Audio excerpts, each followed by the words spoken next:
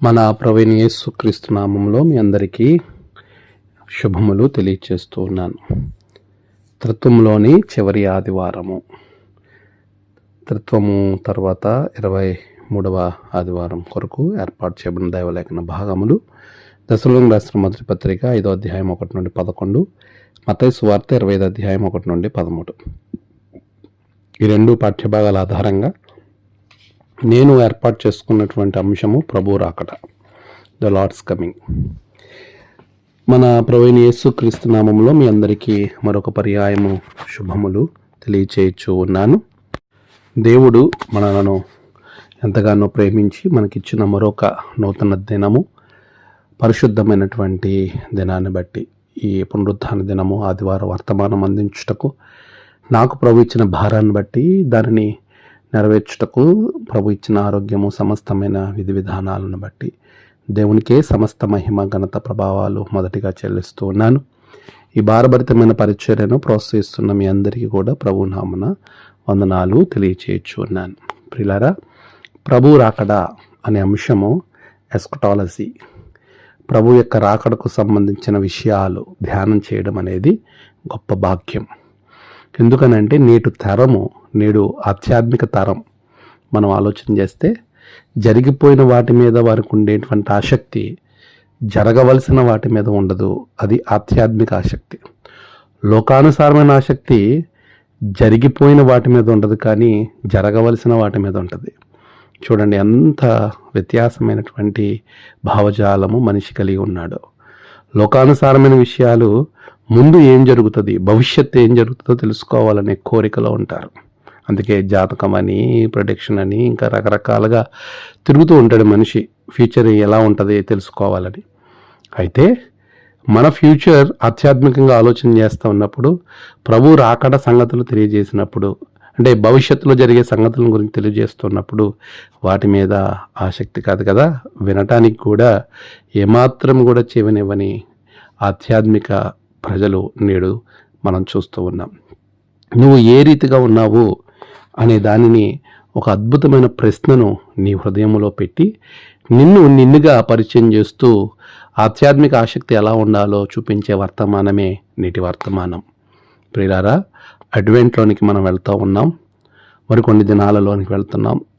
అడ్వెంట్కి ప్రవేశించడానికి ముందు pre advent లేక త్రిత్వంలో చివరి దినములలో చివరి ఆదివారం అనే దానిని మనం చూస్తే 22 ఆదివారాలు మనం ఎంతగానో త్రిత్వాన్ని గురించి ధ్యానం చేస్తాం. ఇది 23వ ఆదివారం, చివరి ఆదివారం. అయితే అడ్వెంట్కి వెళ్ళడానికి ఒక ప్రాముఖ్యమైనటువంటి ఆసక్తితో మనం ప్రవేశిస్తాం. అదేంటంటే క్రిస్మస్ వస్తుంది, చక్కగా మనం ఎంతో సెలబ్రేషన్స్ చేసుకోవచ్చు అనే ఉద్దేశంతో ఉండేవారు ఎక్కువ మంది మనకు కనబడుతూ ఉంటారు. కానీ క్రిస్మస్ అంటే జరిగిపోయిన యేసు జననాన్ని జ్ఞాపకం చేసుకుని వదిలేయడం కాదు. క్రిస్మస్ లేదా అడ్వెంట్ అనే దానిని మనం ఆలోచన చేస్తూ ఉన్నప్పుడు జరిగిపోయిన యేసు ప్రభు రాకను జ్ఞాపకం చేసుకుంటూ జరగబోయే యేసు ప్రభు రాకడ గురించి సిద్ధపాటు పడడమే నిజమైన అడ్వెంట్. అది నిజమైన క్రిస్మస్. ఈరోజు ప్రభు రాకడను గురించి ధ్యానం చేయడానికి మనమందరం కొద్ద ఆసక్తి కలిగి ముందుకు వెళ్ళాలి. దేవుడు ఎందుకు తన రాకడని ఇస్తున్నాడు అంటే దానికి చక్కటి ఆన్సర్ దశలోనిక పత్రిక, మొదటి పత్రిక 5వ అధ్యాయములో మనం చూస్తూ ఉన్నాం. పౌలు గారు రాసిన మొట్టమొదటి పత్రిక అది. ఆయన ఎన్నో పత్రికలు రాశాడు. ఆ పత్రికలన్నిటిలో కూడా మొదటి పత్రిక దశలోనిక పత్రిక ఆయన రాశాడు. దానిలో మీరు గమనించినప్పుడు అక్కడ 5వ అధ్యాయంలో మొదటి వచనంలో, మేము ప్రభు అయిన యేసు ద్వారా మీకు ఇచ్చిన ఆజ్ఞను మీరు ఎరుగుదురు కాగా మీ ఎలాగ నడుచుకొని దేవుళ్ళలో సంతోషపరచవలనో మా వలన నేర్చుకునే ప్రకారము అని 4వ అధ్యాయంలో మనల్ని ప్రిపేర్ చేస్తూ మనల్ని మనము ఏ విధముగా ఉండాలి అనేటువంటి కాంటెక్స్ట్లో మాట్లాడుతూ క్రింద అంటాడు ప్రభు రాకడను గురించి మాట్లాడుతూ ఉంటాడు. దానినే కొనసాగింపుగా 5వ అధ్యాయం మొదటి వచనంలో, సహోదరులారా ఆ కాలములను గూర్చియు, ఇక్కడ మనం గమనించినప్పుడు ఆ కాలములను గూర్చియు ఆ సమయములను గూర్చియు మీకు వ్రాయనక్కర్లేదు. రాత్రివేళ దొంగ ఎలాగో వచ్చునో అలాగే ప్రభు దినము వచ్చునని ప్రభు దినము వచ్చునని మీకు బాగుగా తెలియనని ప్రభు దినాన్ని గురించి మాట్లాడుతూ ఉన్నాడు. 4వ అధ్యాయము చివరిలో ఏదైతే చెప్పాడో దాని కొనసాగింపుగా ఇక్కడ మాట్లాడుతూ ఉన్నాడు. ప్రియులారా, మరి ఈ ప్రభు దినము ఎందుకోసము అని మనం ఆలోచన చేస్తే అంటున్నాడు 9వ వచనంలో, ఎందుకనగా మన ప్రభు అయిన యేసుక్రీస్తు ద్వారా రక్షణ పొందుటకే దేవుడు మనలను నియమించను గాని ఉగ్రత పాలొగుటకు నియమింపలేదు. మనం మేలుకొని ఉన్నను నిద్రపోవుచున్నను తనతో కూడా జీవించు నిమిత్తము ఆయన మన కొరకు మృతి పొందెను. మనం ఆయనతో జీవించాలని, ఇదిగో మనము ఉగ్రత పాలు కావడానికి కాదు కానీ రక్షింపబడాలని, మనం ఆయన దగ్గర ఉండాలని, ఆయన మనల్ని తీసుకుని వెళ్ళాలని, మేఘముల మీద ఆర్భాటముతో ప్రధాన దూత శబ్దముతో ఆయన వచ్చి ప్రభు వచ్చుట మీరు చూస్తారు, ఆయన తీసుకుని వెళ్తాడు అని 4వ అధ్యాయంలో చాలా స్పష్టంగా ఆయన చెప్పాడు కదా. అంటే ఆయనతో ఉండాలని, ప్రభుతో ఉండాలి, ఆయనతో పాటు కూర్చోవాలి అనేటువంటి ఆలోచనతో రాకడను గురించి ప్రభువు చెబుతా ఉన్నాడు. మరి అలాంటి ఉన్నతమైన గొప్ప ఆధిక్యతను మనం సంతరించుకోవడానికి మరి ఏ విధంగా మనం రాకడ గురించి ఆలోచిస్తూ ఉన్నాం? మరి అలా ఉండాలని కోరుకుంటున్నామా? అసలు రాకడ గురించినటువంటి అధ్యయనం, ఆలోచన అది మనలో ఉందా? ప్రియులారా, ప్రభువు రాకడ అనేది చాలా ప్రాముఖ్యమైనటువంటి విషయం. నేడు సంఘాలకి కావాల్సింది అదే.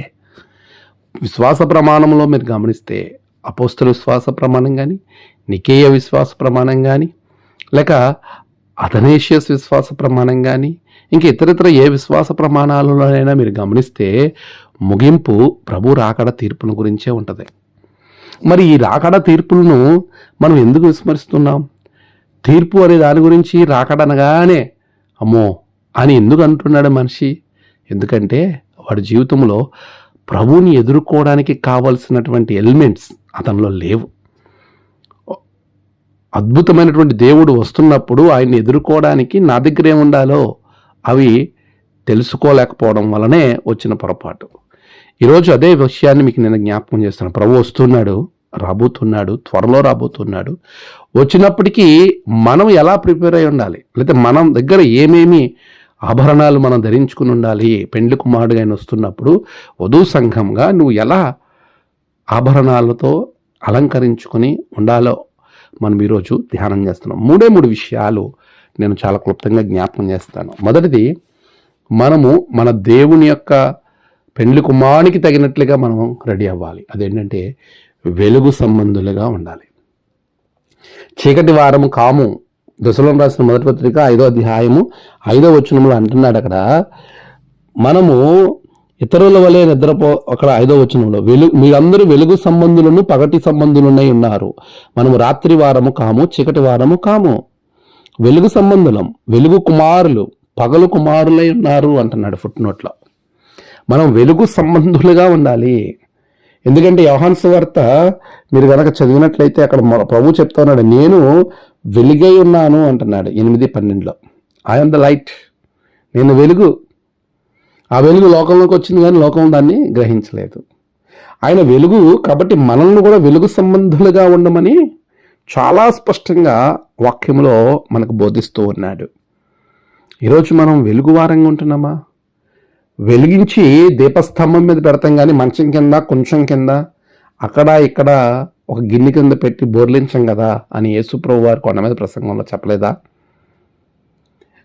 వెలుగంటే మన జీవితం అందరికీ బాహాటంగా ఉండాలి తప్ప రహస్యంగా మన జీవితం ఎప్పుడూ ఉండకూడదు.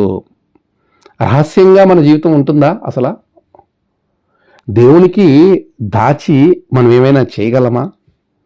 అది చాలామంది మర్చిపోతూ ఉన్నారు. That is called conscious. ఆ స్పృహ కోల్పోతూ ఉన్నారు. ఒక గదిలో ఉంటే నేను ఒక్కడనే ఉన్నాను, ఎవరూ లేరు అనుకునేటువంటి భావన నీలో ఎప్పుడు ఉంటుందో అప్పుడు నువ్వు పాపం చేస్తావు. ఇక్కడ ఎవరు లేరు, ఎవరు చూడట్లేదు, నేనే ఒక్కడనే ఉన్నానని నువ్వు ఎప్పుడైతే అనుకుంటావో అప్పుడు నీలో పాపం అనేది ప్రవేశిస్తుంది. దేవుడు నన్ను గమనిస్తున్నాడు, దేవుని చేత నేను నడిపించబడుతున్నాననే కాన్షియస్, ఆ స్పృహ ఉన్నవాడు ఎప్పుడు కూడా వెలుగు సంబంధులుగా ఉంటారు. ఎవరో ఒకరు నన్ను వెంటాడుతున్నాడు. అందుకే దావీదు అంటాడు, నేను పాతాళంలో కాదు, అగాధంలో కాదు, ఎక్కడికి వెళ్ళినా నువ్వు అక్కడ ఉన్నావు కదా నాయనా అని చెప్తా ఉన్నాడు. ఈరోజు వెలుగు సంబంధులుగా మనం ఉండాలి. చీకటి వారంగా ఉండకూడదు. చీకటి కార్యాల వైపు మనం వెళ్ళకూడదు. వాటినన్నింటినీ కూడా వదిలిపెట్టే వారంగా ఉండాలి. వెలుగు ఫలము అనేటువంటి విషయాన్ని గురించి మాట్లాడుతున్నాడు ఎఫెసీ 5:9-10లో. మంచితనము, నీతి, సత్యము. మంచితనము, నీతి, సత్యాన్ని కలిగి మనం జీవించాలి. వెలుగునందు మాత్రం విశ్వాసం ఉంచాలి, అప్పుడు వెలుగు సంబంధులుగా ఉంటాం. యోహాను 12:36. మరి వెలుగైనటువంటి యేసు యందు విశ్వాసం ఉంచుతున్నామా? విశ్వాసం ఉంచినటువంటి నీవు వెలుగు సంబంధులు ఉండడానికి మంచితనము, నీతి, సత్యాన్ని కలిగి నువ్వు జీవిస్తున్నావా? యెషయా గ్రంథం 2:5 అంట, రండి మనము యెహోవా వెలుగులో నడుచుకుందాము. మరి ఏది యెహోవా వెలుగు అంటే? యోహాను పత్రిక 2:10 సహోదరుని ప్రేమించేవాడు వెలుగులో ఉన్నవాడు. మరి సహోదరుని ప్రేమించేవానిగా మనం మంచితనము, నీతి, సత్యమును కలిగిన వారంగా క్రీస్తునందు విశ్వాసం ఉంచి ముందుకు వెళ్ళినప్పుడు మనం వెలుగు సంబంధులుగా ఉంటాము, చీకటి వారంగా ఉండము. అలాంటి వెలుగు సంబంధులుగా ఉండడానికి మనము లోక సంబంధమైనటువంటి చీకటిని, వాటిని పూర్తిగా వదిలిపెట్టే వారంగా ఉండాలి. కనుక ఈరోజు మనం ప్రభు రాకడకి మనల్ని మనము ఆభరణాలు ధరించుకుని ముందుకు వెళ్ళడానికి, పెండ్లి కుమారుడు వస్తున్నాడు, పెండ్లి కుమార్తెగా అలంకరించబడ్డానికి మనల్ని మనం చేసుకోవాల్సినటువంటి మొదటి అలంకరణ వెలుగు సంబంధులుగా మనల్ని మనం అలంకరించుకోవాలి. వెలుగు సంబంధులుగా మనం మార్చుకోవాలి. ఒకవేళ చీకటి కార్యాల వైపు మనం వాక్యంలో కూడా మనం చూస్తే వెలుగుకి చీకటికి ఏమి సంబంధం? కొన్ని పత్రికలు అంటాడు ఆయన. 2వ పత్రికలో మీరు చదివినప్పుడు ఆయన చెప్తా ఉన్నాడు అక్కడ. మరి ఏమి సంబంధం లేదు కదా. చీకటి ఉన్న చోట వెలుగు వచ్చినప్పుడు అక్కడ చీకటికి తావులేదు, అసలు చీకటి ఉండదు అక్కడ. మరి అలాంటి పరిస్థితుల్లో మనం దేవుణ్ణి అంగీకరించినటువంటి మనము ఏ విధముగా మనము దేవుణ్ణి మనం చూపిస్తూ ఉన్నాము, ఏ విధంగా దేవుణ్ణి మనం బలపరుస్తూ ఉన్నాము. కనుక మనం వెలుగు సంబంధులుగా ఉండాలి. చీకటి కార్యాల వైపు మనం వెళ్ళకూడదు, అంధకార శక్తుల వైపు వెళ్ళకూడదు, పాపము అనే చీకటిలో మనం మగ్గిపోకూడదు, దాన్ని వదిలిపెట్టి బయటికి రావాలి. మీరు గమనిస్తే మొరావియన్ 3 మిషనరీ గ్రీన్లాండ్ వెళ్తారు. జనవరి 1733లో ప్రారంభించి 20th May 1733లో ఈ 3 మిషనరీలు కూడా గ్రీన్లాండ్ వెళ్తారు మొరావియన్ నుండి. అక్కడ Mathias, Christian Stach and Christian David అనే 3 కూడా మొరావియన్ మిషనరీస్గా గ్రీన్లాండ్ వెళ్తారు. 33లో వెళ్తారు. 1733 మే 20 అక్కడ కాలు పెట్టుతారు ఆ గ్రీన్లాండ్ ద్వీపంలో. 1750 నాటికి 300 మందిని క్రీస్తు వెలుగులోనికి తీసుకొస్తారు. వాళ్ళు క్రీస్తు సువార్త ప్రకటించినప్పుడు 300 మంది ప్రభు వాక్యాన్ని విని, నమ్మి, విశ్వసించి, పాపాన్ని వదిలిపెట్టి, చీకటి కార్యాలు వదిలేసి దేవుళ్ళు నడుస్తారు. ఇది కదా ప్రభు కోరుకుంటుంది. మనం వెలుగు సంబంధులుగా నడుస్తున్నప్పుడు మనతో పాటు అనేకులను తీసుకుని వెళ్ళేలా ఉండాలి. ఒకవేళ మనం చీకటి కార్యాల్లో ఉంటే చీకటిని వదిలిపెట్టి వెలుగులోకి వెళ్ళాలి. ఈ రోజున మనము ప్రభు రాకడకు మనల్ని మనము ఏ విధంగా అలంకరించుకోవాలి అని అంటే వెలుగు సంబంధమైనటువంటి ఆభరణం మనం ధరించాలి, వెలుగు సంబంధాలుగా మనం ఉండాలి. రెండవదిగా గమనిస్తే దశలోనికి రాసిన 2వ పత్రిక 5:6లో అంటున్నాడు, మెలకుగా ఉండి మత్తులో ఉండకండి అన్నాడు. మెలకువ కలిగి ఉండాలి. Be alert. అది మెలకువ అంటే బీ అలర్ట్. పరధ్యానంగా ఎప్పుడు ఉండకూడదు. మీరు ఈ పత్రికలో ఎన్నో అద్భుతమైనటువంటి విషయాలు మనం తెలుసుకోగలుగుతాం. దశలోనిక పత్రిక 5వ అధ్యాయము 6వ వచనంలో మీరు గమనించినప్పుడు, ఇతరుల వల్ల నిద్రపోక మెలకువగా ఉండి మత్తులు కాక ఉందము. ఎందుకంటే ఈ పత్రిక అంతా కూడా మత్తులతో తూగేటువంటి పట్టణం దశలోనిక పట్టణం. ఈ పత్రిక వారి కొరకే రాయబడ్డది. ఈ పత్రిక అంతా కూడా మీరు గమనిస్తే గ్రీక్ లాంగ్వేజ్ ఎక్కువ మనకు కనబడుతుంది. ఎందుకంటే దశలోనిక అనేటువంటి ఆ పేరు అలెగ్జాండర్ సహోదరి యొక్క పేరు. అలెగ్జాండర్ యొక్క సహోదరి పేరు దశలోనిక. ఈమె చాలా అందమైనటువంటి స్త్రీ. ఈ అందమైనటువంటి స్త్రీ ఈమెను చూచినటువంటి కసండర్ అనేటువంటి ఒక చక్రవర్తి ఆమెను వివాహం చేసుకున్న తర్వాత అలెగ్జాండర్ కసండర్కి ఇచ్చి తన సహోదరిని వివాహం చేసిన తర్వాత ఆయన పట్టుకున్నటువంటి పట్టణాన్ని దెర్మే అనే వేడి నీటి ఓట అనబడినటువంటి పిలువబడేటువంటి ఆ పట్టణాన్ని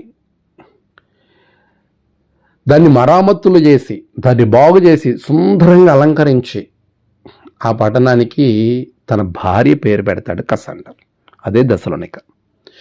గ్రీకు ఆడబడుచుగా వచ్చినటువంటి ఈ దెసలోనిక అక్కడ ఉన్నటువంటి పరిస్థితులన్నింటినీ కూడా గ్రీకు పద్ధతిలోనికి మార్చేస్తుంది. గ్రీకులు బహు విగ్రహారాధకులు, చాలా భయంకరమైనటువంటి ఆటల యందు, పాటల యందు, భోజనమందు, ఇతరితర కార్యాల యందు మత్తులై ఉండేటువంటి పరిస్థితి గ్రీకుల్లో మనం చూస్తూ ఉంటాం. ఆ కాంటెక్స్ట్లో పౌలు గారు ఈ పట్టణాన్ని దర్శించినప్పుడు అప్పుడు ఈ పట్టణం రోమా పరిపాలనలో మాసిదోనియాకు రాజధానిగా ఉంది. ఎంతోమంది యూదులు మాసిదోనియాలో ఉన్నారు. అయితే ఏకదేవుడిని యూదులు ఆరాధిస్తారు, ఈ గ్రీకులు బహుదేవత ఆరాధన చేస్తారు. అయితే లోకల్ గాడ్ అతన్ని అధిగమించి వీరు చేయటం అనేది అక్కడ మనం చూస్తూ ఉన్నాం. వాటన్నిటినీ కూడా ఆయన ఖండించి వాటన్నిటిలో నుండి బయటికి తీసుకొచ్చి హెర్కులస్ తండ్రి అయిన జూపిటర్ దేవుణ్ణి వారు ఆరాధిస్తున్నటువంటి పరిస్థితులలో వాటన్నిటినీ కూడా పక్కన పెట్టించి క్రీస్తు నిజమైన దేవుడు అని వారికి బోధించినటువంటి గొప్ప సందర్భాలు మనం చూస్తాం. అపోస్తుల కార్యాల గ్రంథం 17:4. అలాంటి పరిస్థితుల్లో అనేక మంది ఆయనకి వ్యతిరేకమైపోతారు. క్రీస్తు శకం 51లో పౌలు ఈ పత్రికను రాసి, కొరింథీలో నుండి ఈ పత్రికను రాసి వారికి ఈ మాటలను, క్రీస్తు రాకడను గురించిన విశేషాలను తెలియచేయడం జరుగుతుంది. ఇది సందర్భం.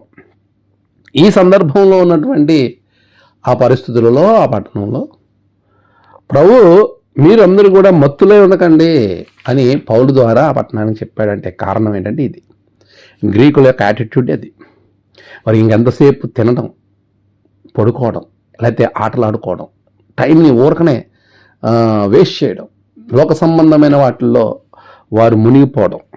దేవుడు అనే కాన్సెప్ట్కి వచ్చేసరికి వారు అంత భయము కలిగిన వారి జనాంగం కాదు, వాత వేయబడిన మనస్సాక్షి కలిగినటువంటి ప్రజలు. అలాంటి వారితో చెప్తున్నారు, మీరు దశలోనిక సంఘమా, మీరు ఇప్పుడు దేవుళ్ళలోకి వచ్చారు, దేవుల్లో ఉన్నారు, అన్య జనుల వల్లే ఉండద్దు. మీరు అన్య జనుల వల్లే కాక, ఆ దేవుణ్ణి ఎరగని ఇతరుల వల్లే మీరు కాక, మీరు దేవుణ్ణి ఎరిగిన జనాంగం వల్లే ఉండండి, మత్తులే ఉండకండి, మెలకువగా ఉండండి అని ప్రభువు పౌలు ద్వారా వారితో మాట్లాడుతూ ఉన్నాడు. మత్తయి 24:42-43 కూడా అవే విషయాలు, మెలకువగా ఉండండి ప్రభు రాకడం గురించి ప్రభు చెప్తా ఉన్నాడు. ఈరోజు సువార్త పాఠ్యభాగము మత్తయి 25:13 కూడా ప్రభు 10 మంది కన్యకల ఉపమానంలో వారితో మాట్లాడుతూ ఉన్నటువంటి విషయాన్ని మనం అక్కడ చాలా స్పష్టంగా చూడొచ్చు. మెలకువగా ఉండండి. ఆయన ఏ గడియలో వచ్చునో మనకు తెలియదు కాబట్టి మీరు ఎలా ఉండాలా? మెలకువగా ఉండాలి. ప్రభు ఏ గడియలో వచ్చునో మీకు తెలియదు, ఆ దినమైనను గడియైనను మీకు తెలియదు గనక మెలకువగా ఉండండి.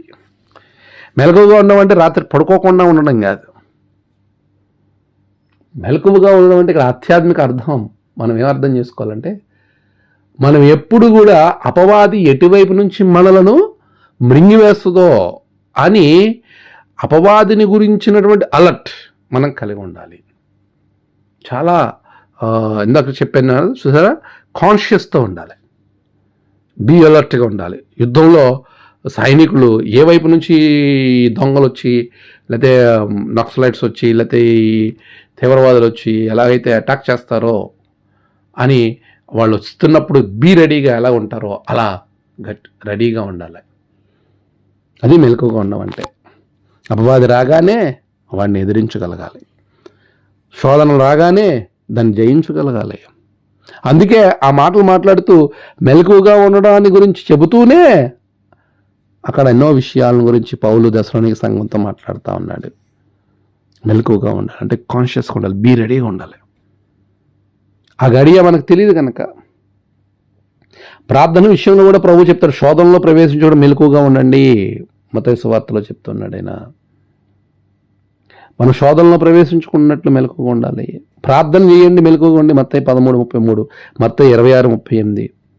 మెలకువగా ఉండండి. పౌలు కొరింథీ పత్రికకు, కొరింథీ మొదటి పత్రిక 16:13 సాతాన్ని ఎదిరించడానికి మెలకుగా ఉండండి, పేతురు రాసిన మొదటి పత్రిక 4:7. రక్షణ వస్త్రాన్ని కాపాడుకోవడానికి మెలకుగా ఉండండి, ప్రకటన 16:16. ఆ మెలకువ దేనికోసం అంటే మనల్ని మనం కాపాడుకోవడానికి. ఎన్ని రెఫరెన్స్లు మనకి ఏం చెప్తున్నాయంటే మనము సాతాన్ నుండి తప్పించుకుని దేవుని యొద్దకు వెళ్ళడానికి మనం మెలకువగా ఉండాలి. పరధ్యానంగా ఉన్నామా మనల్ని బుట్టలో పడేస్తుంది. దేవుడు చెప్పాడు నాకు ఈ పండు తినొద్దని, లేకపోతే మా సాటి అయిన సహాయం నా భర్త ఆదాం చెప్పాడు ఈ పండు తినొద్దని అని గ్రహింపు కలిగి, లేకపోతే ఒక ఆలోచన కలిగి నేను ఈ పండు తినచ్చా తినకూడదని ఆలోచన కలిగి చాలా కాన్షియస్గా ఉండుంటే ఆ రోజు అవ్వ పాపంలో పడిపోయి ఉండేది కాదు. ఇది నిజమా అనే ప్రశ్నలో నుండి తనకు ఉద్భవించినటువంటి ఒక ఆశ పాపంలో పడిపోయేలా చేసింది. ఒక ప్రశ్న వేసినప్పుడు దానికి జవాబు మనకు తెలియనప్పుడు అడిగి తెలుసుకుని అది చెయ్యాలా వద్దా అని ముందుకు వెళ్ళాలి. కానీ ఈమె ఆ ప్రశ్నకు జవాబును తను అడిగి తన మనసుకు నచ్చినట్టుగా చేసేసింది. తత్ఫలితం పాపంలో పడిపోయింది. అలాంటి పాపంలో పడిపోకుండా, అపవాది తొందరలో పడిపోకుండా ఆయన గడి ఎప్పుడొస్తుందో తెలియదు కనుక ఆయన రాకడ కొరకు మనల్ని మనం అలంకరించుకోవాలి. మరొక గొప్ప లక్షణం మెలకువ, కాన్షియస్, బీ అలర్ట్. మూడవదిగా మంచి విషయం, మెలకువతో పాటు వెలుగు సంబంధులుగా మారనివ్వు. అంటే పాప క్షమాపణ పొంది, బాప్తిసం పొంది, దేవుని బిడ్డగా రూపాంతరం చెంది, చీకటిని వదిలి, అంటే పాప కార్యాలు వదిలి దేవుని కార్యాలను పుణికి తెచ్చుకుని, మంచితనము, ఈ యొక్క నీతి అనేటువంటి ఫలములను, సత్యము అనే ఫలమును నీవు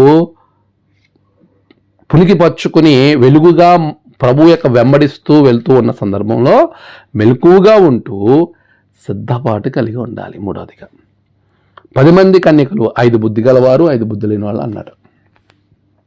ఈ 10 మంది ఎందుకు వెళ్ళారు? అసలు అక్కడికి వెళ్ళిన ఉద్దేశం ఏంటి? పెండ్లి కుమారుని ఎదుర్కోవడానికి వెళ్ళారు. 10 మంది ఒకదాని కొరకే వెళ్ళారు, ఒకే పని కొరకు వెళ్ళారు. అయితే 5 బుద్ధి గలవారు అన్నారు, 5 బుద్ధి లేని వారు అన్నారు. మత్తయి 25 అధ్యాయము మీరు మొత్తం 13 వచనాలు కనుక మీరు చదివినప్పుడైతే ఎన్నో విషయాలు మనకు అందులోంచి తెలుస్తాయి. కానీ ఒకే ఒక మాట నేను చెప్తున్నాను, కీవర్డ్. ఈ 10 మంది కూడా పెండ్లి కుమారుని ఎదుర్కోవడానికి వెళ్ళారు. 10 మంది నిద్రపోయారు, 10 మంది కూడా స్వరం విన్నారు, 10 మంది స్వరం విని లేచారు. ఈ 10 మందిలో 5 మాత్రం నూనె అయిపోయింది, 5 ఎక్స్ట్రా నూనె ఉంది. ఇక్కడ జరిగినటువంటి ఉద్దేశం ఏంటంటే పెండ్లి కుమారుడు ఆలస్యం చేశాడు అనే మాట అక్కడ రాయబడ్డది.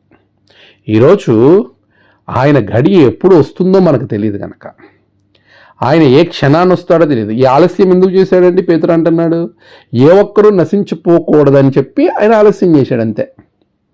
ఈ ఆలస్యం చేసే క్రమంలో వీరు అలసత్వాన్ని చూపించారు. నూనె అయిపోవడం అని అంటే ఆత్మ ఆరిపోవడము, పరిశుద్ధాత్మ ఆరిపోవడం, లోకంలోనికి వెళ్ళిపోవడం. వారు మరలా అమ్మవారి దగ్గరికి వెళ్ళారు.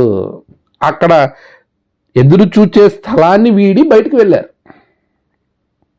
మనం అక్కడ ఆలోచించాల్సిన విషయం ఏంటంటే వారు చేసిన పని, వారి దగ్గర నూనె లేదంటే నూనె పరిశుద్ధాత్మకు సాదృశ్యంగా మనకు కనబడుతుంది.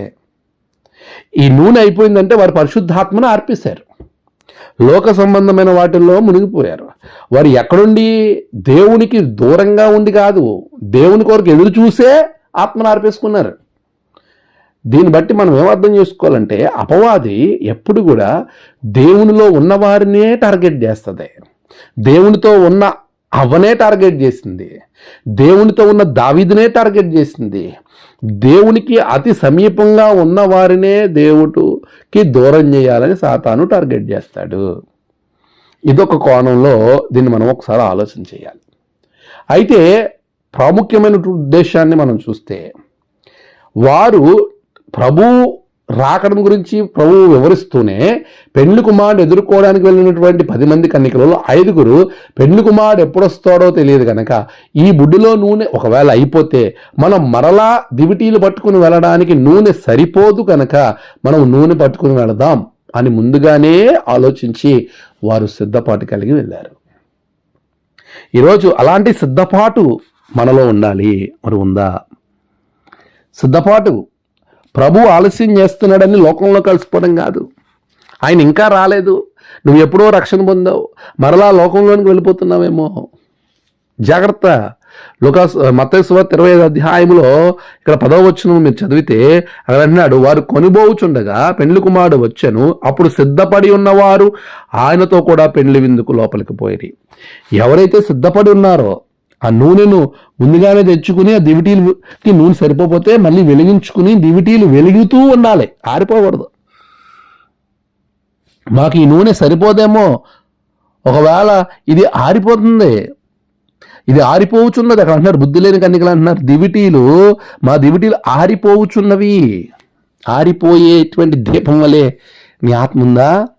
ఈ దీపము నరుని ఆత్మ యెహోవా పెట్టిన దీపం. ఆ దీపం వెలిగి ఉండాలంటే పరిశుద్ధాత్మ అనే నూనె నువ్వు కలిగి ఉండాలి. ఆ నూనె తక్కువైపోతుందేమో.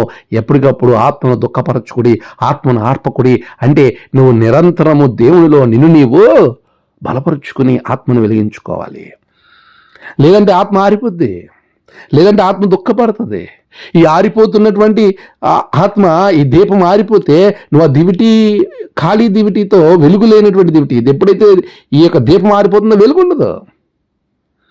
వెలుగు లేనటువంటి వారిగా మనం మారిపోతాం. ఎప్పుడు మనం వెలుగు లేకపోతే చీకటి సంబంధులుగా మారిపోతాం. మన జీవితంలో ఎటువంటి సిద్ధపాటు ఉండదు, ఎటువంటి మెలకువ ఉండదు. మనము లోకానుసారంగా వెళ్ళిపోయి మత్తులైపోయి లోకంలో కలిసిపోతాం. ప్రభు రాకడ కొరకు మనం సిద్ధపాటు కలిగి ఉండాలి ప్రియులారా. దివిటి వెలుగుతూ ఉండాలి, ఆరిపోకూడదు. అందుకని ఆ నూనె కోసం వెళ్ళారు. వెంటనే పెండ్లి కుమారుడు వచ్చాడు, తలుపులు వేసేశాడు. వేయబడినటువంటి తలుపులని తడతా ఉన్నారు. కానీ ప్రభు అంటున్నాడు, తలుపు తీయట్లేదు, మీరెవరో నాకు తెలియదు, వెళ్ళిపోన్నారు. 10 మంది ఒకే చోట ఉండి ఒకే వ్యక్తి గురించి, పెండ్లి కుమారుడు గురించి ఎదురు చూసేవారు. వీరు లోపల ఉన్నవారే, పెండ్లి కుమారుడు వచ్చే క్షణం వరకు లోపల ఉన్నవారే. కానీ ఆ సమయానికి ఆ దీపం మారిపోయింది. ఈరోజు నా ప్రియులారా, నువ్వు మందిరంలోనే ఉండొచ్చు, నువ్వు బాప్తీసమే తీసుకుని ఉండొచ్చు, దేవుని పనులే ఎక్కువ చేసి ఉండొచ్చు. కానీ పెండ్లి కుమారుడు వచ్చే సమయానికి నువ్వు లోపల ఉన్నావా, బయట ఉన్నావా? ఒకసారి ఆలోచించు. నువ్వు ఎక్కడున్నావు ఇప్పుడు? నీ స్థానం ఎక్కడుంది ఇప్పుడు? నువ్వు గుళ్ళో ఉన్నావు, లేకపోతే బయట ఉన్నావా? దేవునిలో ఉన్నావా, దేవునికి బయట ఉన్నావా? ఒకసారి ఆలోచించేద్దాం. దేవునిలో ఉన్నవాడు నిజముగా పెండ్లి కుమారుడు కొరకు ఎదురు చూస్తూనే వారి సిద్ధపాటు కలిగి ఎక్స్ట్రా నూనెను, వారొక ప్రొటెక్షన్ను వారు కలిగి ఉన్నారు. ఈరోజు చాలామంది మందిరాల్లో బూతులు మాట్లాడతారు, మందిరాల్లో దేవునికి వ్యతిరేకమైన కార్యాలు చేస్తారు. మందిరాలు చాలా వరకు ఎంటర్టైన్మెంట్ స్పాట్స్గా మారిపోయినాయి. ఇప్పుడు క్రిస్మస్ కార్యక్రమాల్లో మనం చూస్తాం. దేవుని భయము లేకుండా మందిరాలలో జీవించేవారు చాలామంది మనం చూస్తూ ఉంటాం. ఎస్పెషల్లీ యవనస్తులు దేవుని భయం లేకుండా కట్లు తెంచుకొని చాలా నిర్లక్ష్యంగా మందిరములోనే దేవునికి వ్యతిరేకమైన కార్యాలు చేసేవారు లేకపోలేదు. ప్రియులారా, దీపం మారిపోద్ది, జాగ్రత్త సుమి. నువ్వు బాప్తీసం పొందుకున్నా, ప్రభువులో ఉన్నా, ఏం చేసినా దేవునికి వ్యతిరేకంగా జీవిస్తే ఆ దీపము ఆరిపోతుంది. నువ్వు బయటకు వెళ్ళగానే పెండ్లి కుమారుడు వస్తాడు, నువ్వు బయటే నిలిచిపోతావు. నువ్వెవరో నాకు తెలియదు, వెళ్ళిపో అంటాడు. ఒకవేళ నువ్వు ఎలాంటి స్థితిలో ఉన్నావు, ప్రభు రాకడ సమీపంగా ఉంది. అది ఏ దినమో ఏ గడియో తెలియదు కనుక మనం వెలుగు సంబంధులుగా ఉంటూ మన జీవితంలో మనమందరం కూడా వెలుగుమయముగా ఉన్నటువంటి మనము మెలకువగా ఉంటూ సిద్ధపాటు కలిగి ప్రభు రాకడ కొరకు ఎదురు చూద్దాం. ఆయనతో కలిసి జీవిద్దాం. ఆయన రాజ్యవారసులుగా రక్షింపబడదాం. అటువంటి రక్షణ మనమందరం కలిగి, మీ కుటుంబాలు కలిగి, మీ సంఘములు కలిగి ప్రభు రాజ్య వారసులుగా నిత్యము జీవించు గొప్ప భాగ్యము ప్రభు మీకు అనుగ్రహించునుగాక. ఆమేన్. ప్రార్థన. సర్వోన్నతుడా, గొప్ప దేవ, బిడ్డలను ఆశీర్వదించండి. రాకడకు సంబంధమైన జాగ్రత్తలు మీరు మాకు తెలియజేశారు. అట్టి గొప్ప అలంకరణ బిడ్డలకు అనుగ్రహించి మీరే మహిమ పొందమని బిడ్డలను దీవించండి. ప్రభు రాకడలో నిన్ను ఎదుర్కొని నీతో నిత్యము జీవించే ధన్యత మా బిడ్డలకు అనుగ్రహించమని ప్రార్థిస్తూ ఉన్నాను. అడ్వెంట్లోకి వెళ్ళబోయే ముందుగా బిడ్డలను అందరినీ మీరు దీవించండి. వారి కుటుంబాలను ఆశీర్వదించండి. సంఘములను దీవించండి. మీరే మహిమ పొందండి. మీ ఆత్మ కార్యం జరిగించమని క్రీస్తు అతి పరిశుద్ధ నామమున ప్రార్థించి వేడుకొంచున్నాము తండ్రి. ఆమెన్. తండ్రి, కుమార, పరిశుద్ధాత్మ త్రియేక దేవుని గొప్ప దీవెన, కాపుదల ఆయన రాకడ పర్యంతము మిమ్మల్ని భద్రపరిచి ఆయన రాకడలో మిమ్మల్నందరినీ ఆయనతో కలిసి ఆరాధించే గొప్ప స్థాయి అనుగ్రహించునుగాక. ఆమేన్.